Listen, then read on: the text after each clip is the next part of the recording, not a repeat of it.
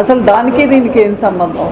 Delimitation చెయ్యాలి అంటే ఎప్పుడు కూడా పద్ధతి ఏంటంటే సెన్సస్ అన్నీ తీసిన తర్వాత అప్పుడు జనాభా లెక్క ప్రకారం అప్పుడు వెంటనే డీలిమిటేషన్ చేయడం అనేది పద్ధతి. అసలు దానికి పద్ధతి పాడు లేకుండా నేను ఇప్పుడు వెంటనే మాకు ఎస్పెషల్లీ ఈ డీలిమిటేషన్తో నంబర్ ఆఫ్ సీట్స్ను పెంచి, సో మనకి ఇప్పుడు ఉండే 500 చిల్లర సీట్ల నుంచి వాళ్ళు 800 దాకా, ఇంచుమించు 800 odd సీట్ల దాకా ఏం చేస్తున్నారు. సో ఇంచుమించుగా డబుల్ ద కాకపోయినా 75% ఇంక్రీజ్ ఉంది. సో ఈ 75% ఇంక్రీజ్ని ఏ నెపం మీద చేస్తున్నారు?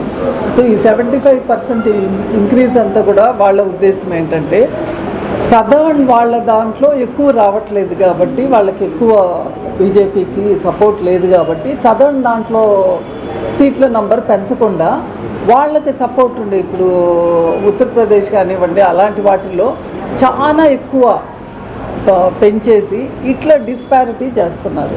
సో ఖచ్చితంగా సెన్సస్ని బట్టి ఖచ్చితంగా దాన్ని బట్టి డీలిమిటేషన్ చేయకోకుండా ఇష్టం వచ్చినట్టు ఇది చేయడం అనేది ఇది ఒక ఫ్రాడ్. ఇప్పుడు అంటే వాళ్ళకి భయం వల్ల ఏంటంటే 2029కి ఈవీఎంస్ ఫ్రాడ్ అనేది బయటపడింది.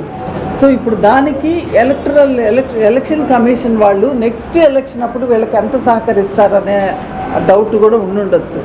ఎందుకంటే వీళ్ళ గవర్నమెంట్ కాంగ్రెస్ గవర్నమెంట్ వచ్చిందంటే సో అవన్నీ బయటకు తీస్తారు, వాళ్ళకి నొప్పి ఉంటుందని బహుశా వాళ్ళు భయపడుతున్నారు. సో అందుకోసమని నెక్స్ట్ ఇప్పుడు ఫ్రాడ్ చేయడానికి కూడా నెక్స్ట్ ప్లాన్ ఏంటనే ఫ్రాడ్లో నెపం మీద ఇది పెడితే అపోజిషన్ పార్టీస్కి పిచ్చ దాన్ని పాస్ చేయడానికి.